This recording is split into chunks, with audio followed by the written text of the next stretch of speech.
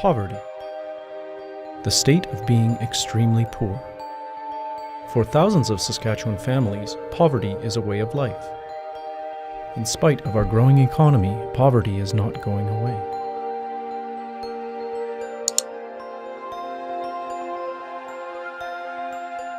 There is an estimated 99,000 people living in poverty in Saskatchewan.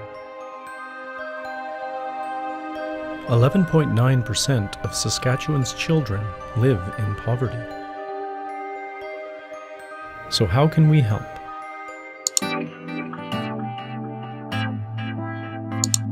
My name is Jocelyn McLeod. I am the Health Promotion Coordinator for the Five Hills Health Region, but I am also the Chair of the South Central Poverty Reduction Partnership here in the Five Hills Health Region. The Poverty Cost Challenge is a challenge that was developed for our region with the purpose of trying to raise awareness to the challenges individuals living in poverty might face. So there's 3 aspects of the challenge. There was Poverty Cost Me a Full Stomach, which participants were required to go to the food bank here in Moose Jaw or Assiniboia and collect certain items out of the food basket that normally individuals living in poverty might get at this time of year. They also were to receive $5 and 5 pantry items they could use as well, which would be flour, sugar, baking soda, baking powder, and coffee. And then the other aspect of the challenge was Poverty Cost Me Time, and that was where you couldn't use any form of private transportation. So you couldn't use your car, couldn't use your bike, you either had to use public transit or walk to your destination. And the last one was Poverty Cost Me Security. So individuals had to lock their doors and basically couldn't come back home for an entire week. So they had to find places to stay. They could couch surf, they could stay at Riverside Mission, which is an emergency men's shelter, or find any means necessary to lay their head at night. My name is Eric Campbell. I'm 32 years old. I was born in Moose Jaw, Saskatchewan. My name is Matt Tilford and I'm 23 and I'm from Prince Albert. The reason we are here is both of us have taken part in the Poverty Costs Challenge. My name is Eric Campbell. I'm 32 years old. I'm a teacher at Sunningdale School. On October 16th through 22nd, my students and I will be taking part in the Poverty Costs Challenge. Our goal is to bring awareness to the poverty issues here in Moose Jaw, in our province, and around the world. Hi, my name is Matt Tilford and I'm 23 years old.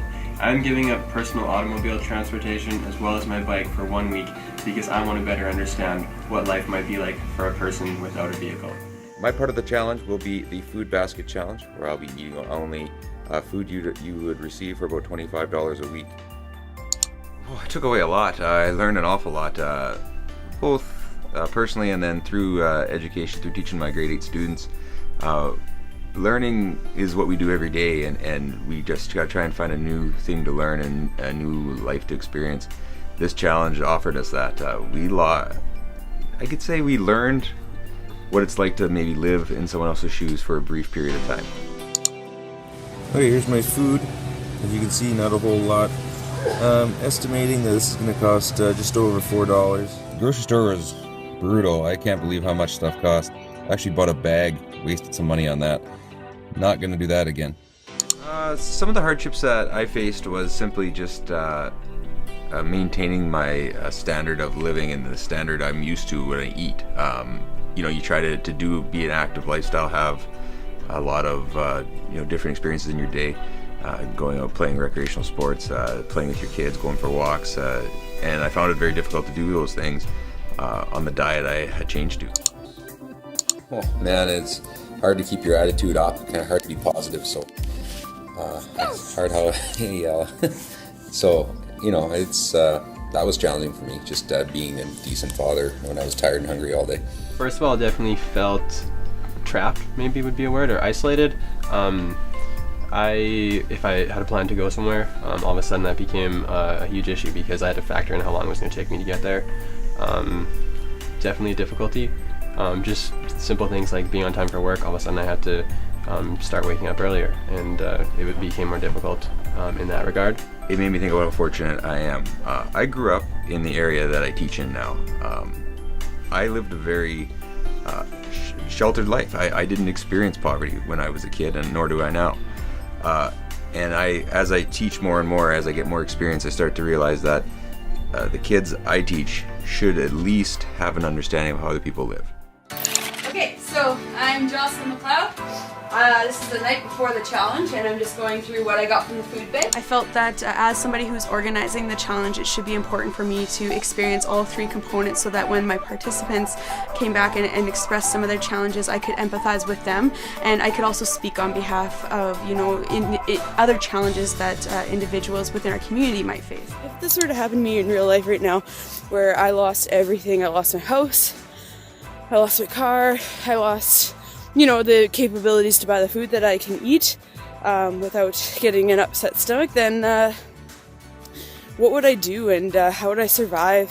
It was only a week, so that deadline, that ending, you had a light at the end of the tunnel, isn't a reality for those living in poverty. So for me personally, I know I can't speak about the other participants, but me personally, I felt, I was trying consciously not to say, I'm done in 2 days or I'm done in 1 day, but it came out because that's all I could think about. Day 3, just the morning, it's about 7 a.m.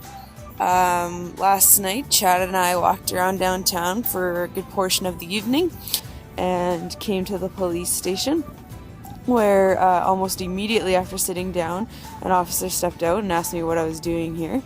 And turns out he said that, in Moose Jaw, people kind of look out for one another, which is nice. He said whenever there's somebody lying around or anything like that, they call the police just to make sure that person's doing okay. $3.8 billion is lost, 5% of our GDP, to the Saskatchewan economy because we have over 10% of the population living in poverty. Today was a luncheon provided by the South Central Poverty Reduction Partnership and partnering with Riverside Mission. And we brought together Dr. Ryan Miley and some of the participants from the Poverty Cost Challenge that we had been doing over the past week. I work in an inner city clinic in Saskatoon, and every day I see patients who are dealing with health problems that are resulting from living in poverty. And we recognize that BC and Saskatchewan are the only provinces that don't have a poverty reduction strategy. I think that it's a really worthwhile experience if the participants don't leave it there. If they don't simply say, this was my view into a few days of poverty and now I'll go back to my regular life. But if they can actually take that and make it a change in their own lives. These are young people who don't maybe know exactly what they'll do with their lives yet. Will they come out of this with some sort of a mission of social justice, wanting to be advocates, actors for change in the world? The really cool thing for me was really seeing what the kids got from it and having to get those discussions afterwards and seeing kind of some lights turn on. One of the participants did get very emotional in our presentations and our reflections.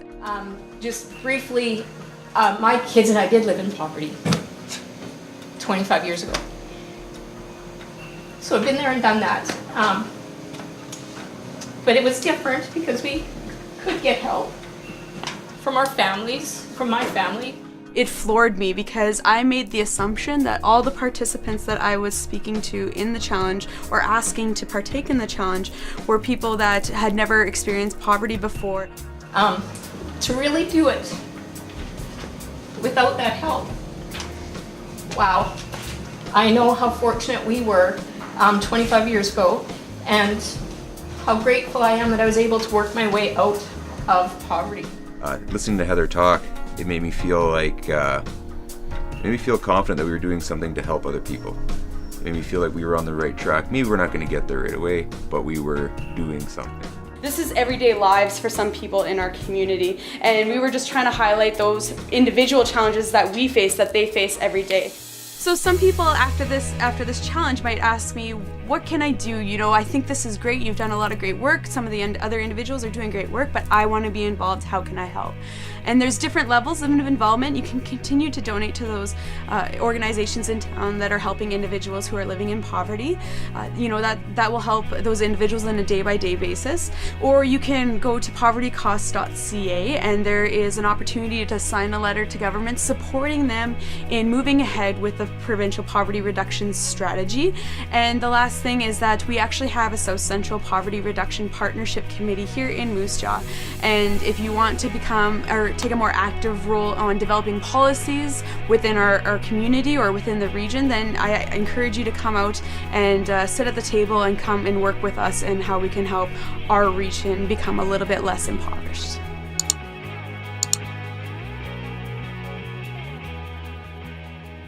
If you have program ideas that you'd like to see on Max TV Local On Demand, write us at max.local@sasktel.com. Max TV programming is now available on Max TV on the Go at maxtvonthego.sasktel.com.